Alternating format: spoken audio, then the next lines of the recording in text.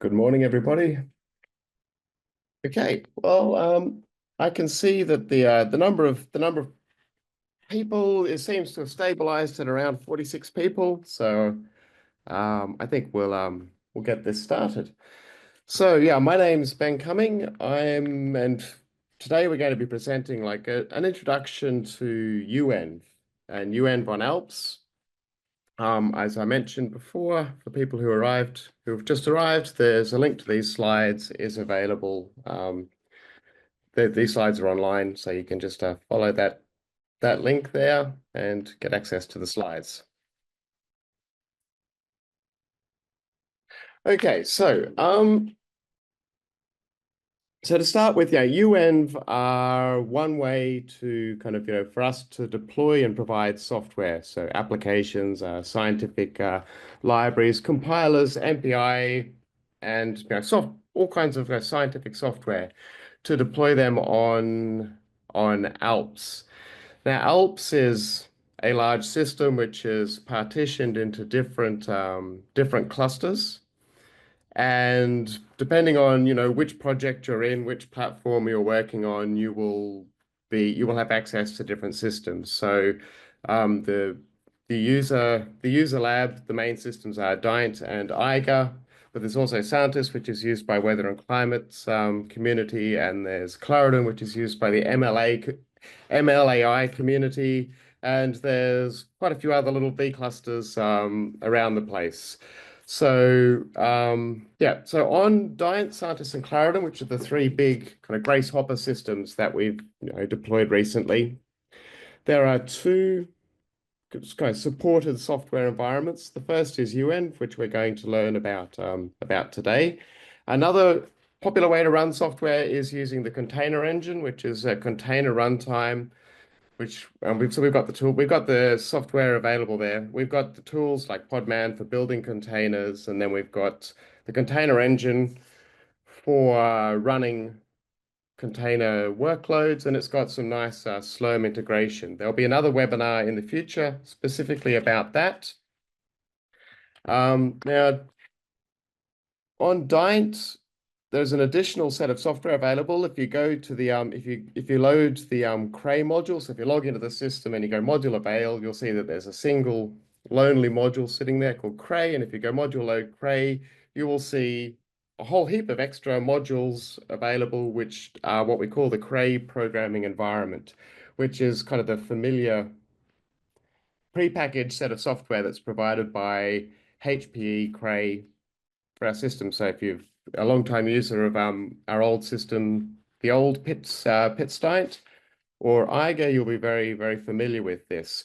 We continue to provide this, but for reasons that we can talk about during question and answer time, if people really want to get stuck into that topic, we no longer CSCS don't build software on top of that or encourage users to build software on top of that unless they have a very strong dependency on that. So we currently provide that as is, and in the future we're going to start providing that as containers, because you might notice that the version that's available on Dint is getting a little bit old. I think it's from 2023. And in order to be able to kind of keep providing that software to you without having to modify the system, we're going to move over to a containerized deployment. Now, Eiger looks a little bit different. It still has this Cray programming environment and software that we have been providing to users for using the old approach that we've used on Eiger for a long time, and also we used on the old Pitstein, using based on easy build. We also have uenv available there, and the container runtime isn't the new container engine, it's the old Saurus container, the old version of Saurus. We are going to be updating Eiger to match the way that Dint is deployed by June. So end of May is the plan. And I've got a link here to to an announcement on our status page where we announced all of this. We are going to make a test system, probably called Eiger.alps, .cscs.ch is going to be made available with something like 20 nodes for users to jump on and start, testing and preparing your workflows for the new environment. Okay, so first of all, we have got reasonably comprehensive documentation for uenv is available. So I've got a link here. We've got a new documentation website that we're going to be rolling out also next month, about the same time that we roll out the new version of IGA. We're going to have this new CSCS documentation page.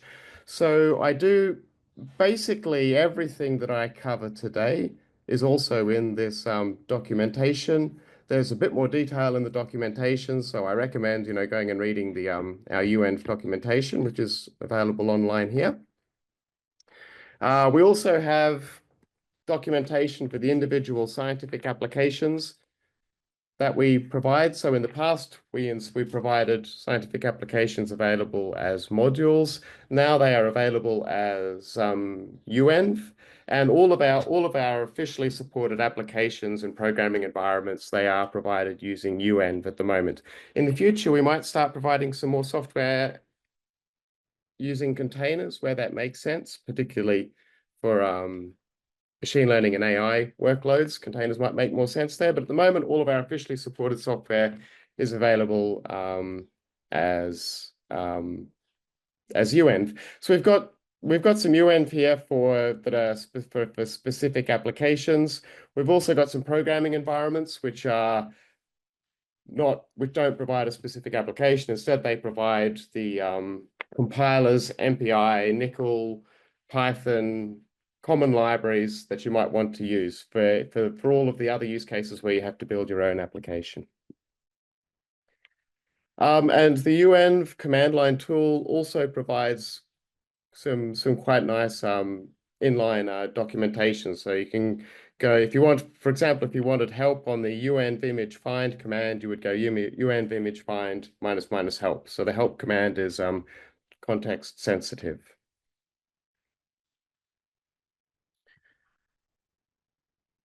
So before we get stuck into, actually looking at uenv, I just want to give a quick little bit of, I suppose, background information that might be obvious to a lot of people, or it might be something that you've seen. But I just want to kind of put this information together so we're all talking the same language.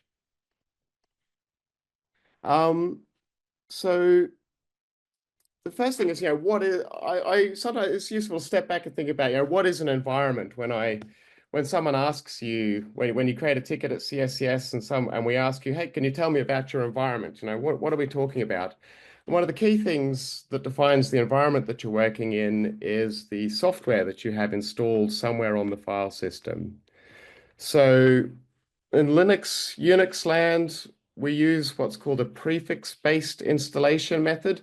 So that's where a directory is created for installing your software, and then in that directory you will have paths, a bin path, which is normally where binary executable applications are installed. You'll have an include path where any kind of header files will be installed, often the .mod files from Fortran will be sometimes they'll be installed in there. Sometimes the .mod files will be installed in a lib path or a lib64 path. There's quite a lot of different paths. Also there's a share path where things like man pages and other useful information will be stored. I've just given an example here of like when you install SQLite 3, it's more of the database application. You install it in a particular location, and you end up with the executable in the bin path, a header file, some libraries, and then a pkg config file. So what's important to note here is that you can change the compile time or runtime behavior of your applications or of your system by adding a path, deleting a path, or modifying its contents. So over here, I've got an example where I've got my path, which is an environment variable, which gives you a list of where executables are to be found.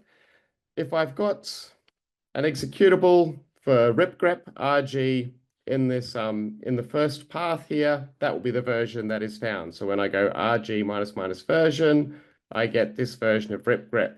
But if I delete that executable, it's no longer in the first path. So when the system searches for that executable, it's going to go to the second path and it's going to find we have another version of it here, and that's the version that's going to get found. So the contents of the file system have an impact on which applications, libraries, headers, etc. are found. The other important half of the environment are the environment variables. So we just saw path, which is a list of locations where your system's going to search for applications. You've got, I'm not going to go through all of these, but you might be familiar with some of these. LD library path tells the system where to go looking for libraries that it needs, dynamic libraries. You've got flags that have an impact on how applications are compiled. So things like CMake, Meson, AutoTools, pip can all be influenced by these ones, so on and so forth. So there's variables that affect how applications are compiled. There are variables that affect how applications run, and there are some variables that affect all of these. And unfortunately, there's no real, there are standards, but many applications do their own thing when it comes to compile time and runtime behavior, as we'll see later in the hands-on. So when you do something like module load, what that does is uses a few little tricks to set some new environment variables. So when you first log into Eiger or Dint and you go module load Cray, that will set the path, an LD library path. So some of the executables that like the compiler wrappers, for example, are found. It also sets module path, which is a list of where the system should find modules. So when you go module avail after going module load Cray, you'll see a nice long list of all of the modules that are provided by the Cray programming environment. It also sets many, many other environment variables. So uenv so yeah, what is a uenv? Well, a uenv is just an environment. So when you start or load or configure a uenv, it does two things. It mounts what's called a squashfs file. So that just basically makes a directory tree appear. So we have a single file that's basically a compressed directory, and that gets mounted at a fixed location, most often /user environment, sometimes at user tools. We'll go into that in a bit more detail later on. So this basically adds the file system half, and then it can also, when you start a uenv, it will also set some environment variables. So depending on how you start it, it will set some environment variables for path, LD library path, so that the software that is inside the uenv is available in your terminal. So uenv are self-contained. So typically you'll only load one of them at a time. You can't load two of them at the same location. And you pick the one that provides what you need for your workflow. So if you're working with GROMACS, FAST, NAMD, or LAMPS, you can just use the uenv that provides those. We've also got, as I said earlier, generic programming environments, and we've also got things like PyTorch, a PyTorch environment which we released recently that has PyTorch as well as things like 1DB. So it's got basically a toolkit of useful software around PyTorch for PyTorch workflows. Now, every uenv has a name and a version.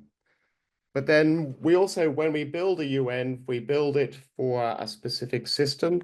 So we will typically, if we're building the GROMACS uenv, we're going to be deploying that to our user lab, so our general science systems, which are Eiger and Dint. So we will build these, like a GROMACS or a NAMD or a LAMPS uenv on the specific system. And we'll also build them for a specific microarchitecture. So the microarchitecture is basically the type of CPU and GPU that are installed on the different systems. So we've got quite a few different microarchitectures. We've got 6 in total on Alps. Most people will see the Grace Hopper, which we call GH200, which is the NVIDIA Grace CPU and Hopper GPU combination. We have AMD's CPU-only nodes, which are called Zen 2, which are available on Eiger. We've also got some nodes that have A100 GPUs with AMD CPUs. So if you've got a uenv and you want to talk about a very specific version of a uenv, you can describe it using this full label: the name / version :tag @system % microarchitecture. So this is a list of different descriptions down here, and depending on what context you're using them in, they can be valid. So for example, @star is basically saying star means all. So this is saying basically all uenv on all systems. This is saying all uenv that have a tag version 1. This is saying, the prgenv GNU compiled for the Grace Hopper nodes. So if you're doing a search command, this one here might be useful. But if you're trying to actually load a uenv, you might want to be more specific, like this one over here. So the first step when you log into the system is you need to find out what uenv are available. And then you might need to download the uenv and before you can actually start the uenv or use it in your workflow. Now you can find a list of available uenv by going to the documentation, but if you don't like reading documentation, which is most of us, we've got some commands that you can use to find uenv. Now uenv are stored in 2 locations. One is a registry, which is underneath the hood. That it's a container registry. So like a Docker Hub style container registry. At CSCS, we have our own internally hosted registry. So when our CI/CD pipeline that builds and deploys the uenv that are available on the system, it basically pushes those into that registry. And you can use the uenv image find command. Will basically give you a list of all of the uenv that are available on the system that you are logged into. So if you're logged into Dint, it'll give you all of the uenv that are available on Dint. You can, if you want to search for uenv that are available on a different system, you can add the name of the system, and it will, show you the right results. So this software is available in the registry, but you can't directly use it yet because it's stored somewhere over the network. Before you can use a uenv, you need to download it. And we download that into what we call a repository, which is just a directory on the local file system, typically on Scratch. So that's everybody will have, like on the ALP systems, that is in the uenv. It's in your personal Scratch. So personal Scratch .uenv images. If you look inside there, that's where the uenv are downloaded. And there's a little database there, little SQL database, and then all of the uenv images that you've pulled down, as well as additional metadata about them, is stored in there. You don't really need to know how that works. You just need to know that you can use the uenv image ls command to show you the software that you've already downloaded that's available for you to use. So if you go uenv image ls, it'll show you all of the applications that you've got downloaded on the current system. If you do something like ls PyTorch, it will show you all of the different versions of PyTorch that you've got downloaded and available to use.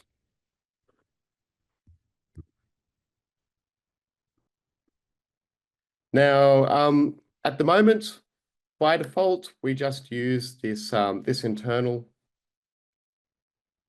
container registry that we have at CSCS, and you don't have to really think about container registries or anything like that. You just pull images and use them.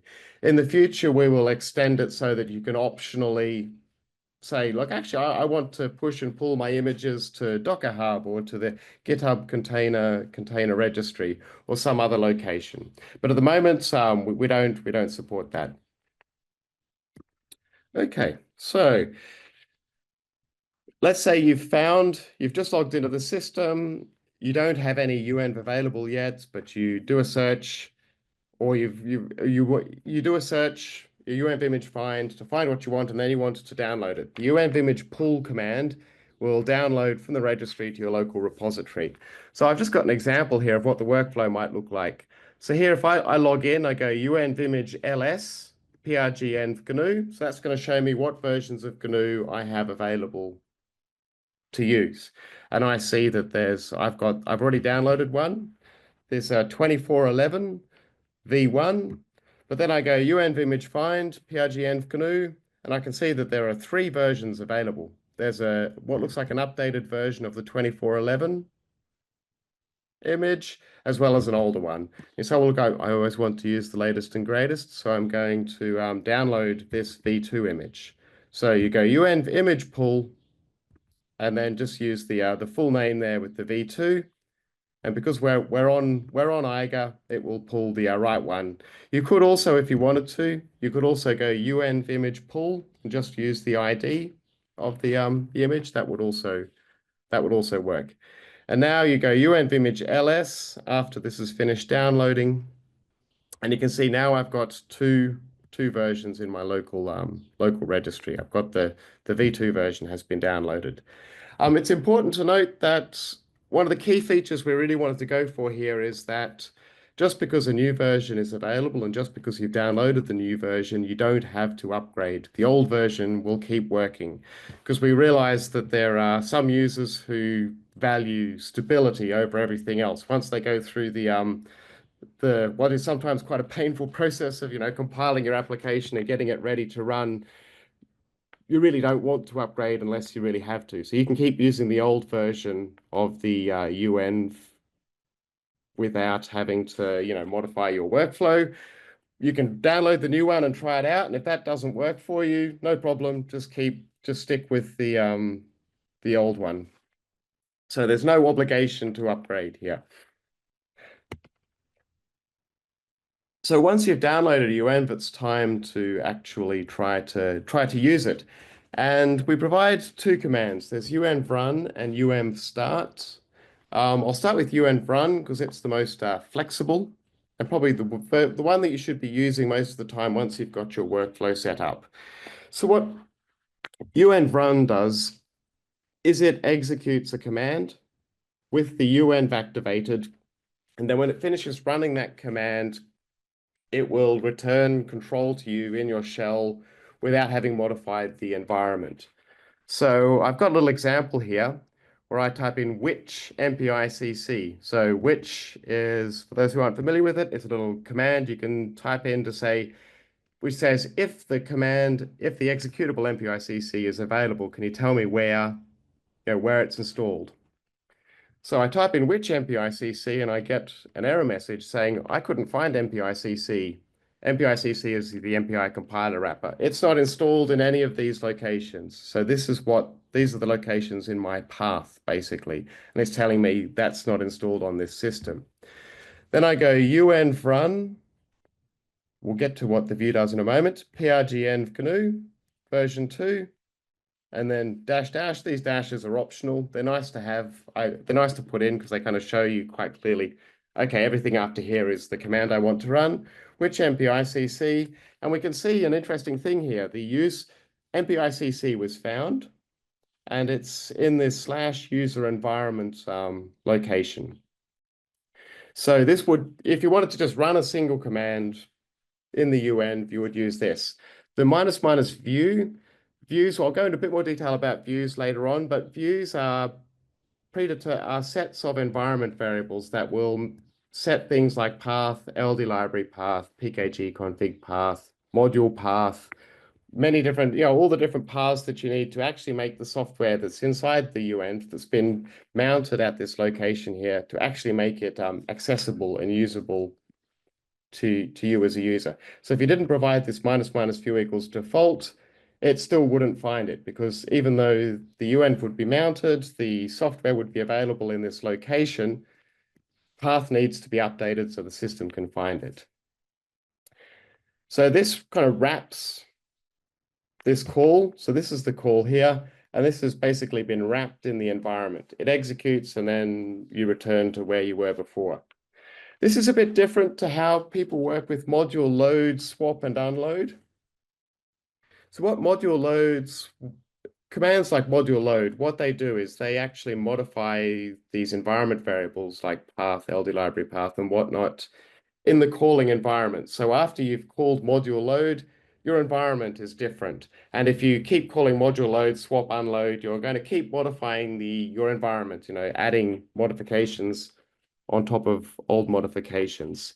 But this is a little bit different. Here we actually just say, take this environment and wrap the call with that environment. So I've got a few examples here. We've got an editor's uenv, which provides which provides things like a neovim, Emacs, as well as some other useful command line tools. And if I wanted to use like the latest version of neovim provided by uenv, I could do this, and this will actually work. You'll have a nice up-to-date version of uenv. So uenv run editors loads the ed view, ed view, and then start envim. If you wanted to use Python, like interactive Python that's provided by a programming environment, again, do it this way.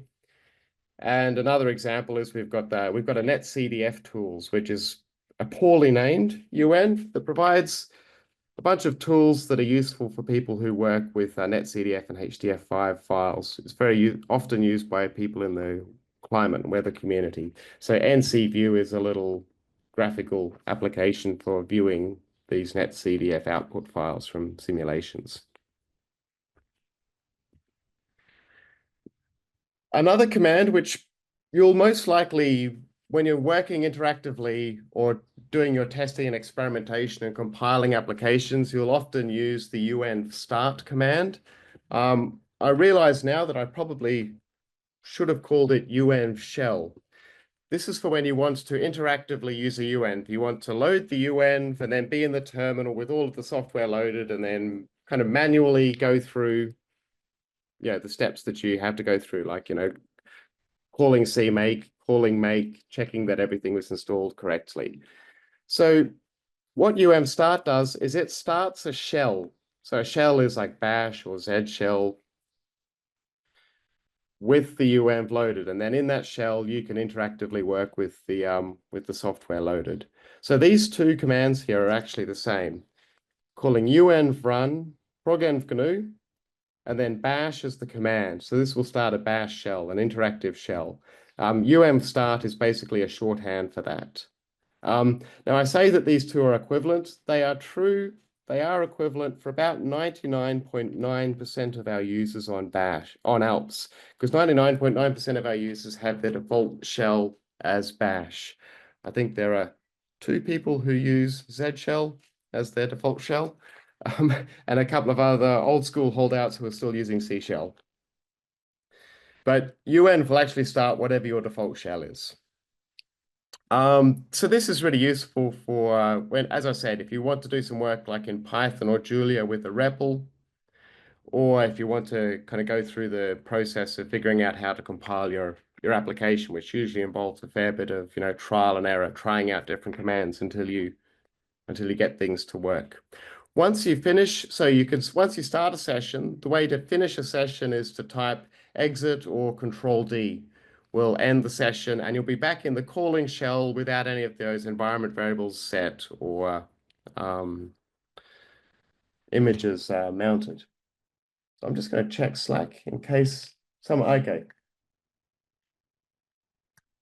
I don't think we have any questions. Any questions yet? How are we going for time? We've been going for half an hour. I do want to have a bit of time left at the end for questions and also for a live demo. Now, there is an important point to make here. It's a subtle difference, is that the way uenv run and uenv start work is different from how module load and module swap and these module commands work. I hinted at this before. When you type module load or module swap, what they do is they modify the environment variables in your current shell. That means you could do things like inside your bash RC, I mean, this probably isn't good practice, but you can definitely in your Bash RC, for example, go module load Cray, module load PRGenv GNU, and then every time you log in, you will see that the Cray module has been loaded and your environment has been set up.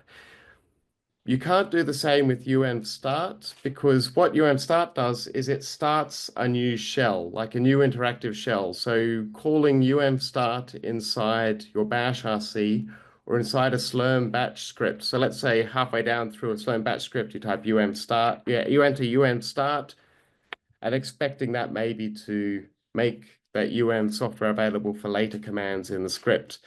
The script will basically just hang there because you've now started a shell that's expecting some input. We tried very hard to make start detect that it was being called inside your bash RC or inside a batch script or inside a script in general, but it turns out there really is no good way to do that in the standard kind of POSIX Linux world. So, but that's an important point, is that you can't call uenv start inside your bash RC and expect it to make that software available to you.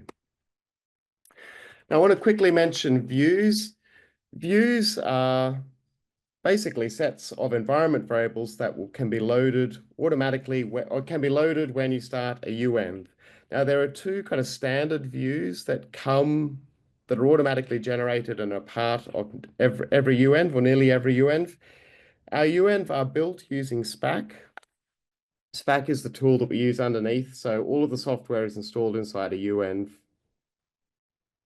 using SPAC, and we also store inside the uenv all of the SPAC configuration information that then if you want to use SPAC to build more software on top of the packages we've already got there, we have a SPAC view, which will basically load some environment variables that give you information that you can use to set up your SPAC configuration. So we've got some documentation for that. I've got a link here to that documentation. Now, not every uenv has modules. Most of them provide modules. So for people who still really like using modules, or for some edge corner cases where modules are still really useful,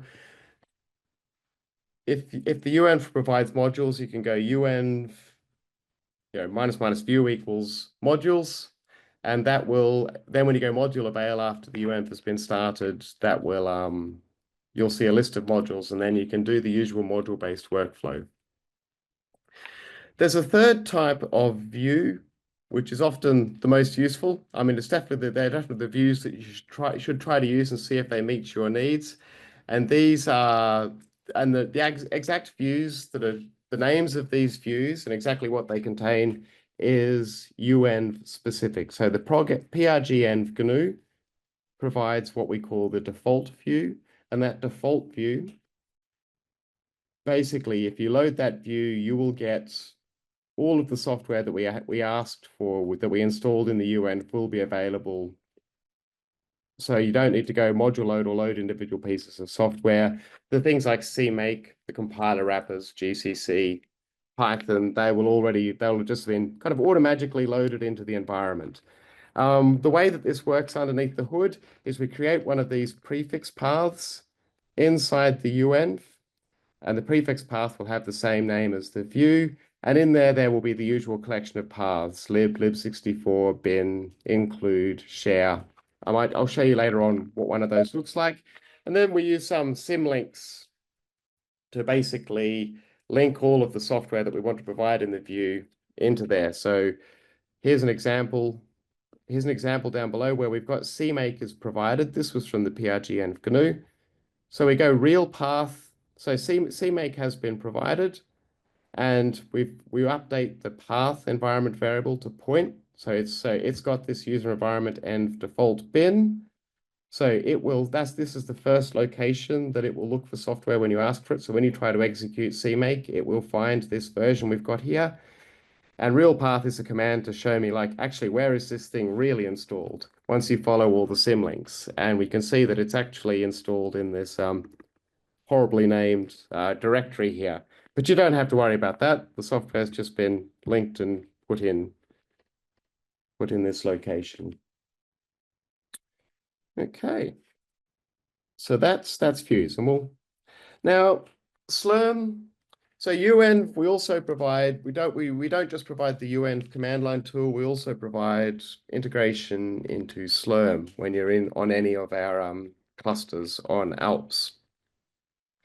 So, because when you think about it, if you're on the if you were on a login node and you've finished and you use uenv run or uenv start to compile your application or do some initial testing, when you run a job on a compute node, the compute nodes, they're completely separate nodes.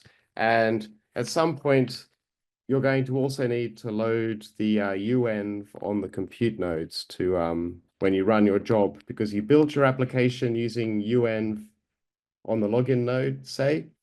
But then when you run your application, that application will now be linked against the libraries, and maybe it'll also use other applications that were installed inside the uenv. So you need to make sure that the uenv is properly mounted and configured on all of the compute nodes when you run your job. So there's a couple of flags here, and I'll go into more detail on the following slides, where you can specify which uenv you want and which view you want to have on the in your job. And here's a quick overview of how I thought it might be worth having a quick overview of, like, when you type srun or sbatch on a login node, what actually happens. So what happens is that srun, that's a small executable that will run on the login node, and that basically goes and checks all of the parameters and makes sure that they're correct. The uenv plugin specifically will say, has this uenv that the user has requested, is it valid? It'll check that you haven't made any typos. And it will also look at all of the environment variables that are meant to get set, and it will check that everything works correctly, and it will package up all of that information. And if it detects an error, at that point, you will get immediate, within milliseconds, you'll get an error message saying, there's an error with one of these parameters, which is a good thing because it won't even try to run on the compute node. So you won't use any of your allocation, or you won't have to wait, 5 minutes or 10 minutes possibly to find out that you made a mistake. Then on each compute node, the Slurm plugin will initially mount the squashfs image, so it'll make the software available. And then the way Slurm works underneath the hood is at some point it will fork, so it will take this single process and it will create a separate process for each rank running on the node. So all of the ranks running on the node will basically be sharing the same squashfs image. So let's look at what happens when you call. Well, let's look at srun. So srun provides this --uenv and --view flags. And on one level, these two commands here are equivalent. Here we say srun 4 MPI ranks on one node, and then I would like each rank to run uenv run progenv GNU, and then it's going to call Python inside from the progenv GNU on some script. This should probably be a .py, not a .sh. Here, there's a subtle difference. Instead of calling uenv on each MPI rank, we say, I would like to just have this uenv mounted on each MPI rank with the following view.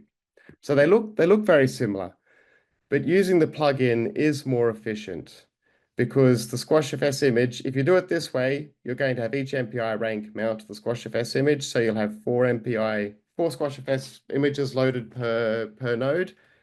So this just will reduce your memory usage and be generally more efficient. Also, if you had to wait 10 minutes for this job to start, and then you made a typo, let's say you typed the wrong name for the uenv, or you typed in the name of a uenv that you hadn't actually downloaded, you would have to wait until the job started to get the error message. Whereas here, you'll get the error message straight away.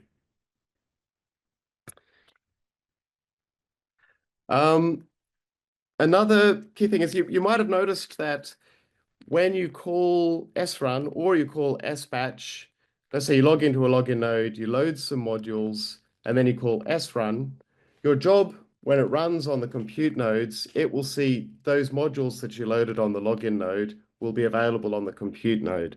So what Slurm does by default is it tries to take all of the environment variables, the environment that you've created on the login node, and it forwards that, or it tries its best to recreate that on the compute nodes.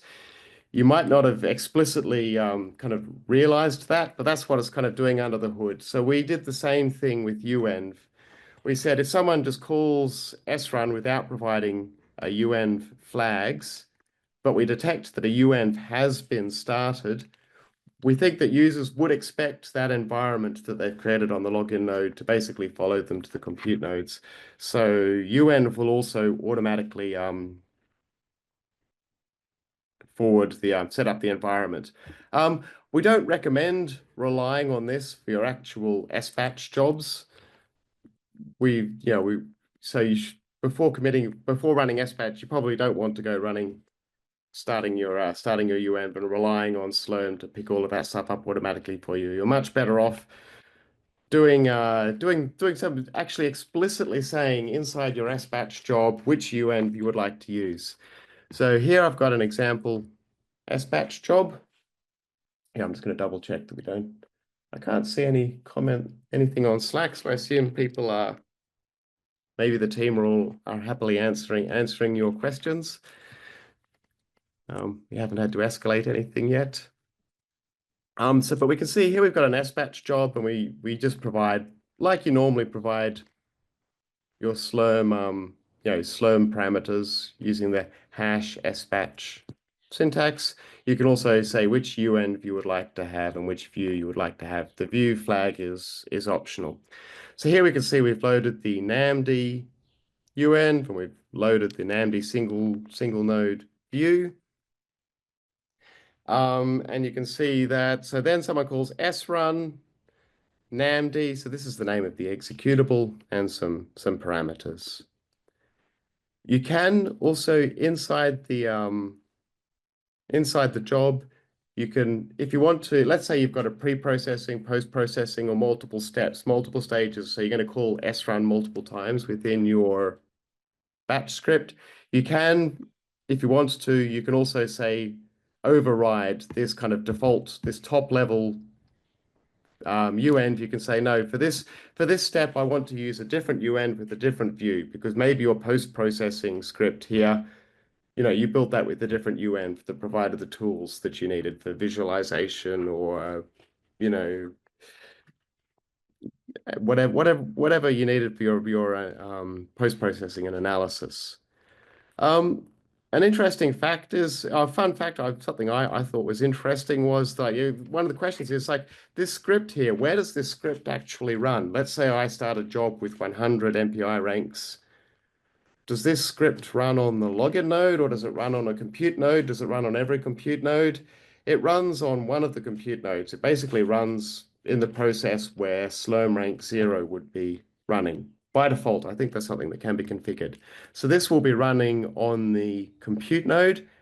So any calls in this script will have full access to all the resources on that node. I don't actually recommend providing the --uenv and --view options here at the top of your SBatch script, because they will also be loaded kind of in between your calls to srun. It's actually better to not provide uenv information up here, and instead on each srun call, say which uenv you would like to use. This gives you better kind of encapsulation or isolation. So and you can also say in this script here, I've got basically a pre-processing stage, generate inputs. So some Python script that probably is very short running that just generates the inputs. Then I've got the simulation stage, and then I've got some post-processing. So here I'm just going to use uenv run. So remember, this will be running on the compute node, and this generating the inputs might just be generating some JSON files. It might be something that takes a couple of seconds. So you can just run that in the uenv environment. And then we use srun for our actual simulation, because we're going to need an MPI job for the full resources. And then we've also got a post-processing step using a visualization uenv. And for that, we're going to need 4 MPI ranks. So you've got quite a lot of flexibility.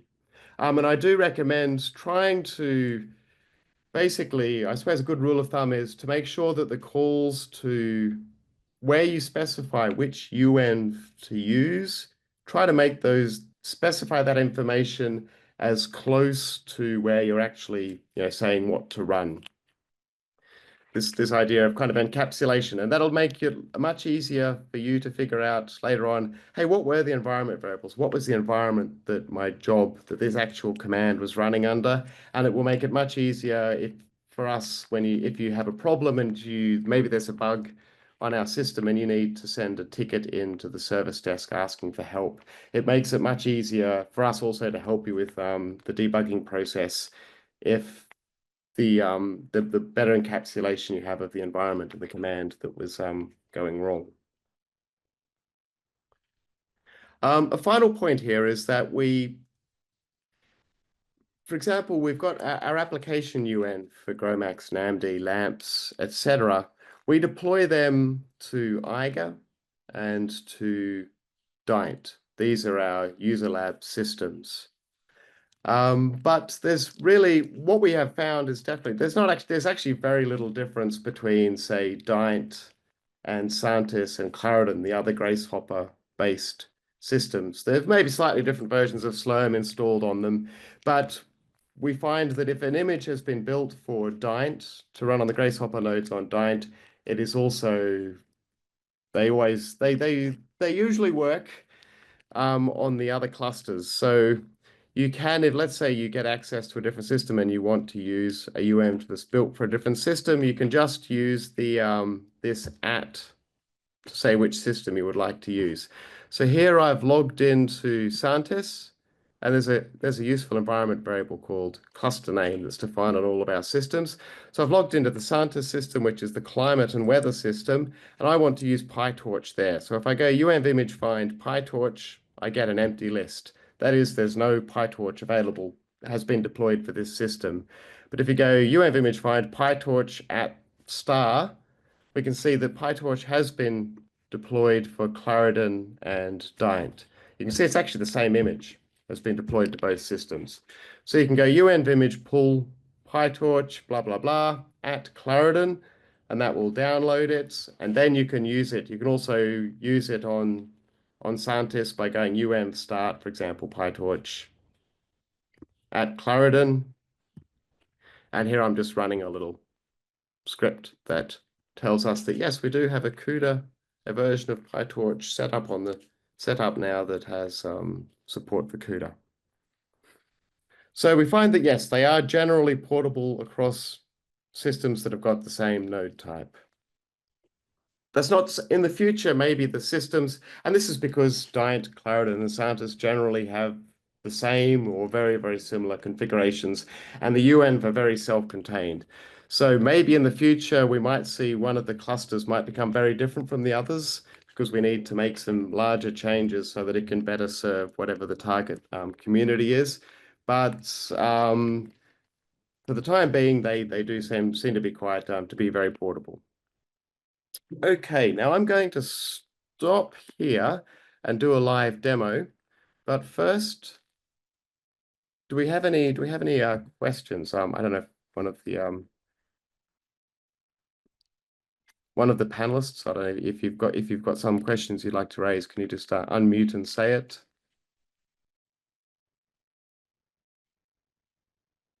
I can't see anybody unmuting, so that means there's no questions. Oh, I see.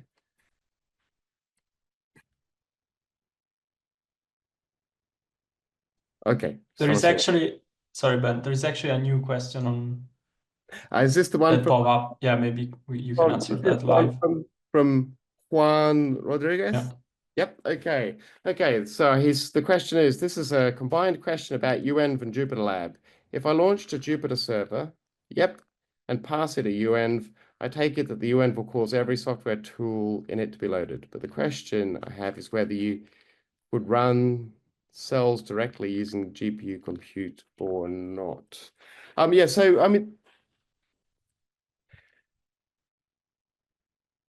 Okay, I don't quite understand the question. Let's say we're on whether you can use GPU compute or not depends on which cluster. So I think we've got Jupyter Lab is Jupyter is configured to run on, like, if you go to a web UI, you can start a Jupyter session on Dint. And if you start a Jupyter session on Dint, you will get an allocation using Slurm on one of the compute nodes. And all of the compute nodes on Dint have the Gracehopper GPUs. So yes, you would be able to use the GPU compute. So yes, the GPUs are available to your job. So if you were to start, for example, using the PRGN GNU, so PRGN GNU, we deploy that on all the different clusters. The version that's deployed on the GPU clusters has CUDA, and it has CUDA aware MPI. And we definitely recommend that as the default one that you should be using on the when you're trying to compile some applications. So if you were to use the PRGN GNU, you would get CUDA and all of that stuff available. Yeah.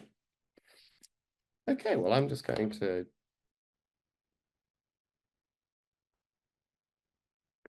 going to jump in to actually do some live demos. So I'll do an easy application and then I'll do a more difficult one. So I'm going to stop sharing now and share my terminal.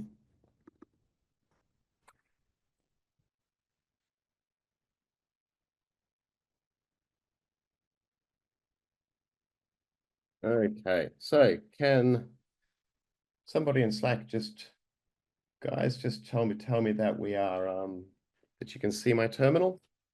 Excellent. Okay, so we're on my laptop and I've already set up my multi-factor authentication. So I'm going to go to Soundtest. So this is a Gracehopper system. Okay.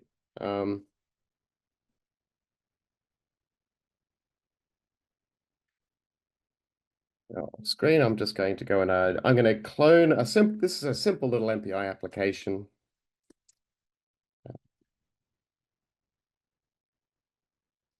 Okay, so here's an application that I wrote myself just for printing out the affinity to the screen. So this is a little tool I wrote for showing what your MPI thread and GPU affinity is. Okay, so this is a CMake based application and it uses C++ and it uses MPI and it also uses CUDA or ROCm to detect GPUs. So the first thing I want to do is I need to, if I type in, probably use CMake on the system, right? No, it's not too old, but it's fairly old. If I ask for GCC, I get a prehistoric version of GCC installed on the system. So I'm going to start a uenv to make sure that I actually get some. Oh, if I go MPI-CC, there's no MPI compiler available. So let's start a uenv start prgenv.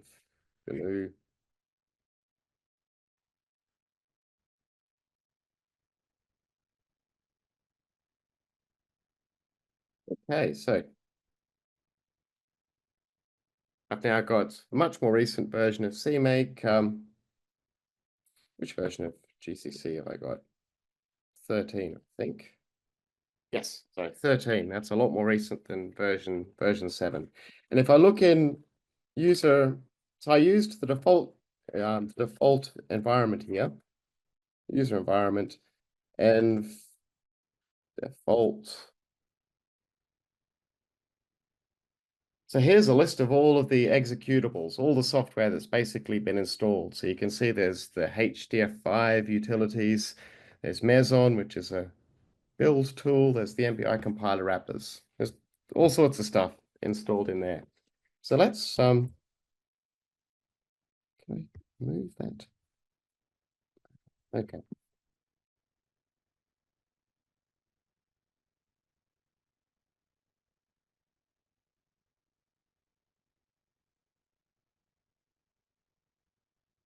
So this CMake file was written, so it basically automatically detects, it looks for CUDA. If it finds CUDA, it configures it. Same for MPI. So now we can just type make, and we can see that we've built a few executables here. Affinity.CUDA, affinity.mpi. So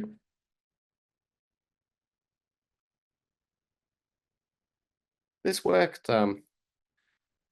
Now, as to whether or not I can actually show you the output here, depends on whether or not how busy the system is. When I checked earlier, this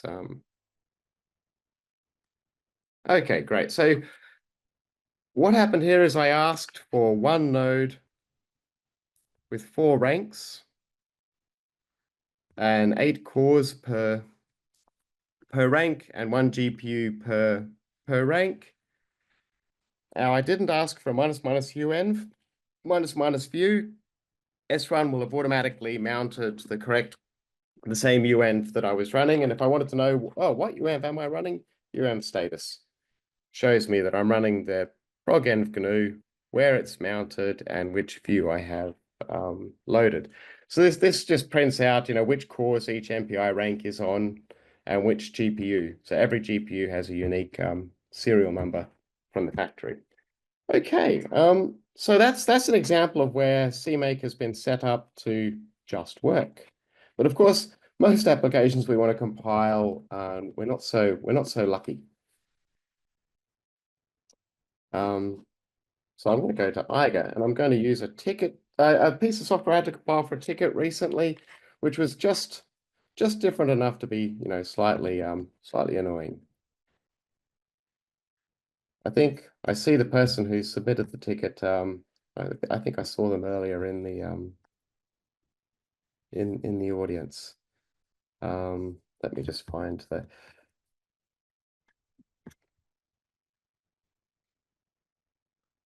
I'm going to stop sharing actually for a moment, and I'm going to. So we're basically we've basically run out of time. I don't know if people want to do this last. I think it might be good to do this last example. People don't have to hang around. Oh, there's another question on Zoom. Let me just have a look. In srun, we didn't specify the uenv. Which uenv does it default to? The most recently loaded one? Oh, okay. So let's say there is no default uenv. So let's say you just log into the system and you type srun with no uenv specified, it won't load a uenv. It will only load a uenv if there is a uenv already loaded on the login node or in the calling shell. So yeah, I hope that answers the question. There is no default one. If you don't have one loaded, when you call srun, srun won't do anything. Won't pick one for you. That would be weird and surprising.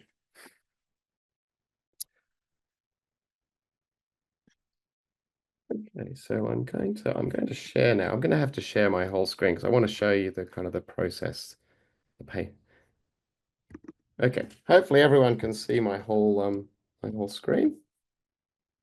Okay, so I'm going to go. I've got this microHH application. The first thing I have to do is I have to get the code. So I go to their GitHub. Now let's assume that I've already checked the requirements, and I know that the progenv GNU provides everything we need.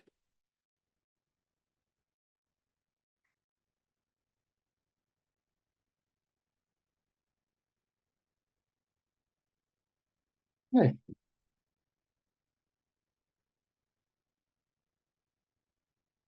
So it takes a little while to clone because it uses submodules.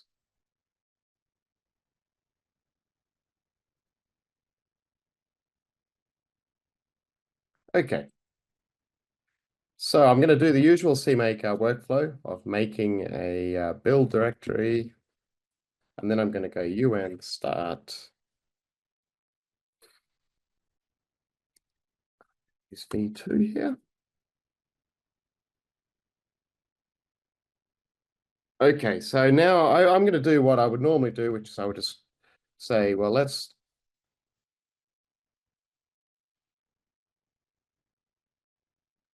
normally what you do is you just see if it compiles, and immediately you see, oh crikey, something's gone wrong here. What you would have to do is if you went and read, so then you realize that you might have to go and read some documentation.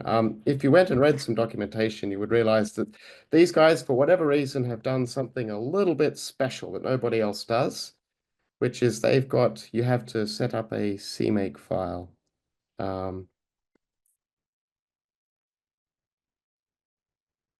Okay, let's try that again.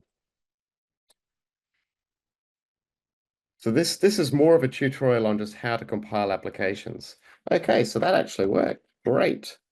Let's just optimistically try to compile it, and we go, oh no, okay, so this is not working, and we can see there are some missing, it's not finding some header files. So they haven't set up, normally you would hope that CMake the people would set up the CMake so that it automatically tries to find where Boost is installed, but not in this case.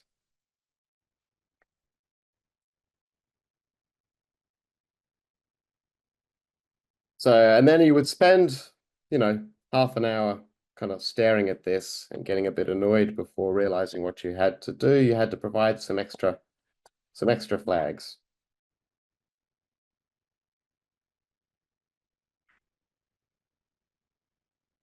So we need to actually manually say where to find header files. Now remember the default view, it basically gets, so there's HDF5, NetCDF, I think FFTW, there's a stack of dependencies, all of which are provided by progenv GNU, and all of those headers will have been put in this path. And just in the interest of saving a bit of time, you're also going to have to go down here and -l/user environment / you're going to need to tell the linker where to find the dependencies. Okay, we're going to delete everything that's in this directory.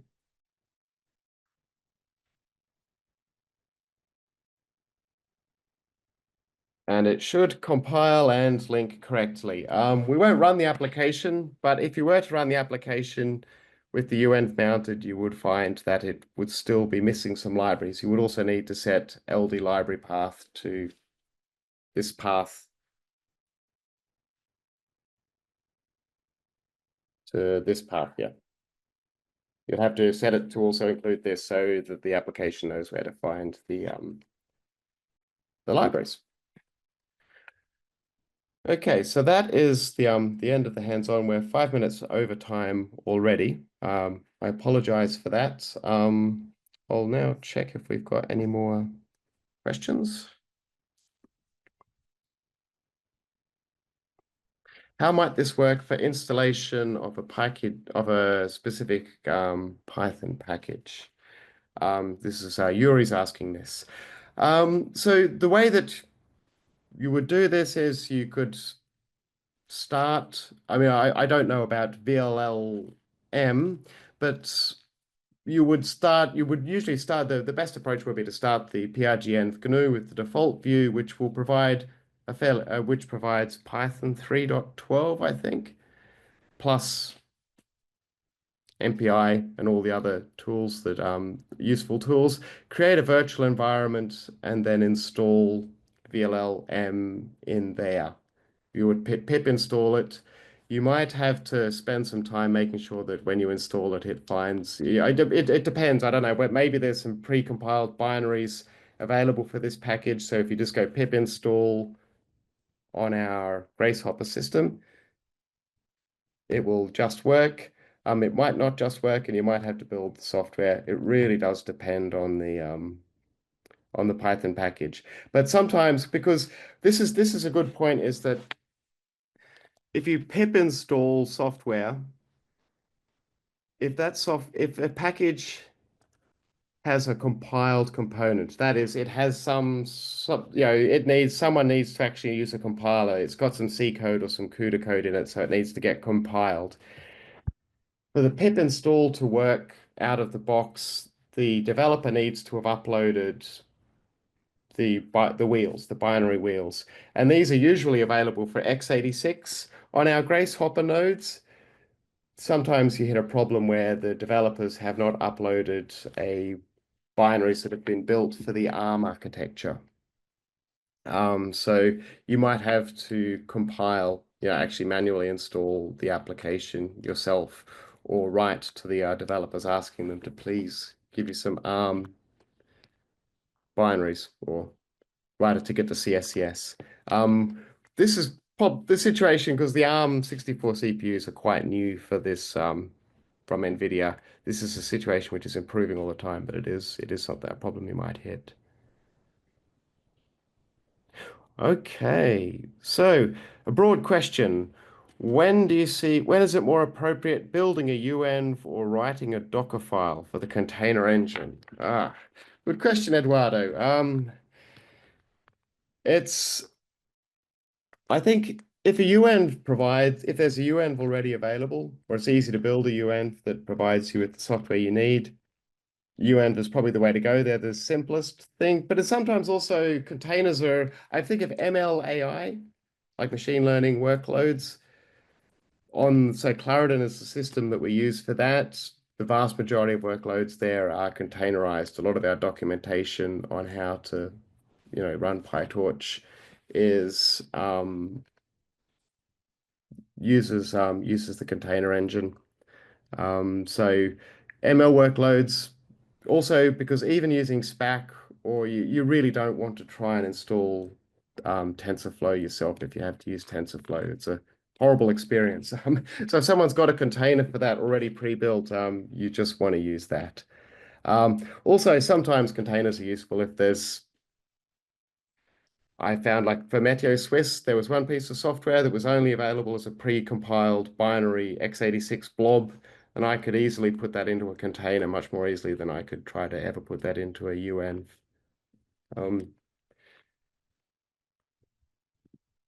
So yeah, it depends. And also, if you're really familiar with working with containers and you like working with containers, then the container engine might be a much more natural thing for you to use.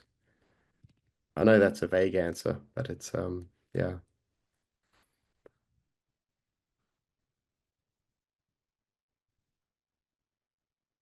Okay.